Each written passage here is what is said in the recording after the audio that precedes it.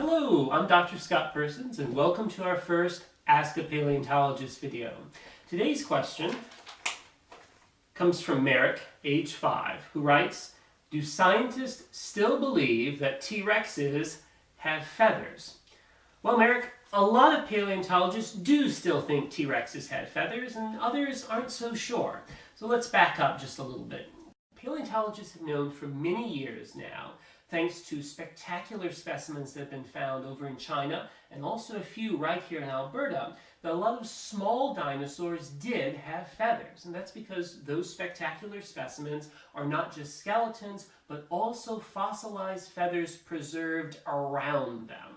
Now, we aren't talking about the complex leaf-shaped feathers that we see in a lot of modern-day adult birds. Instead, these are much simpler feathers. They're closer to the downy feathers of a baby bird or to the hair of a mammal.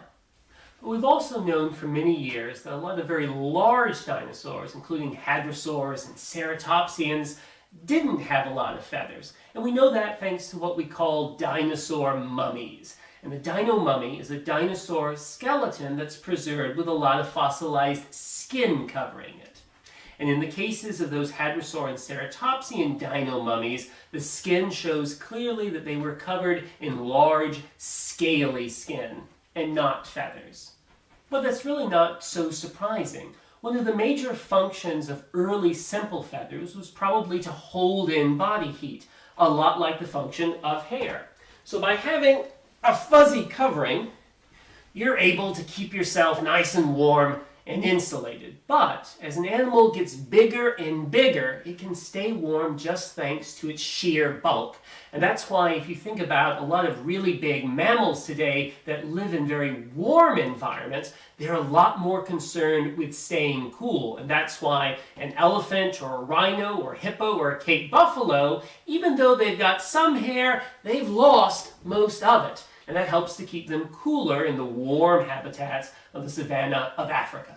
But among the feathered dinosaurs that we know of from China were tyrannosauroids. And tyrannosauroids are the ancestors of animals like Tyrannosaurus rex. And the question really becomes, in Tyrannosaurus rex, did it keep the feathers of its ancestors, or did it lose them because it was so big?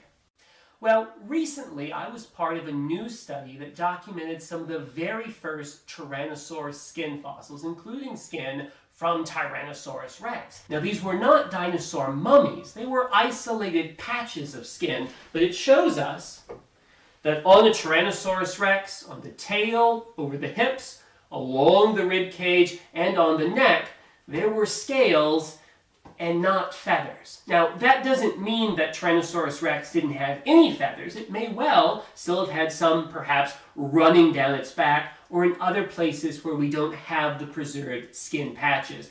Nevertheless, it does seem like in a big adult Tyrannosaurus rex, it was mostly scaly and not fuzzy.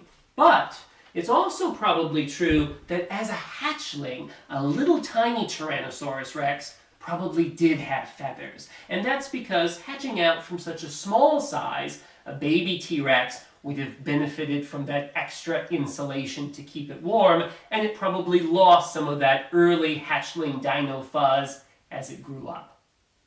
Okay, Merek, I hope that answers your question. And if anyone else out there has got a question for me, please drop me a line on Twitter.